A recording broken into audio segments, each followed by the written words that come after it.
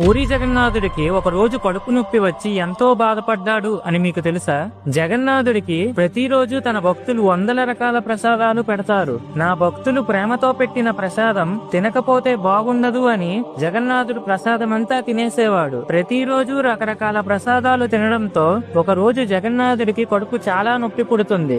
దాంతో స్వామి తన భక్తురాలైన ఒక ముసలావిడ కలలోకి వచ్చి, అమ్మా, నాకు కడుపు నొప్పిగా ఉంది, వేపాకుతో చేసిన రసాన్ని నాకు ఇవ్వు అని జగన్నాథుడు అడుగుతాడు. వెంటనే ఆ ముసలావిడ వేపాకు బాగా నూరి తయారు చేసిన రసాన్ని పూరీ జగన్నాథుడి ఆలయానికి తీసుకుని వెళ్తుంది. కానీ ఆలయం బయట ఉన్న భటులు ఆ వేపాకు రసాన్ని విసిరేసి ఆ ముసలావిడను లోపలికి పంపించకుండా ఇంటికి తరిమేస్తారు. ఆ ముసలావిడ రాత్రంతా ఏడుస్తూ, నా స్వామి ఎంత నొప్పితో బాధపడుతున్నాడో, ఈ రాత్రంతా కడుపు నొప్పిని ఎలా భరిస్తాడో అని తనలో తానే కుమిలిపోతుంది. అదే రాత్రి జగన్నాథుడు అప్పటి రాజు కలలోకి వచ్చి కోపంతో, నా తల్లికి చాలా అవమానం జరిగింది, నాకు చాలా కడుపు నొప్పిగా ఉంది అని చెప్తాడు. ఆ రాజు వెంటనే నిద్ర లేచి ఆ ముసలావిడ ఇంటికి వెళ్లి వేపాకుతో మళ్లీ రసాన్ని చేయించి తనతోనే జగన్నాథుడికి అర్పితం చేయిస్తాడు.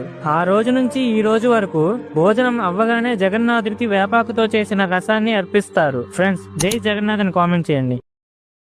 Download ShareChat.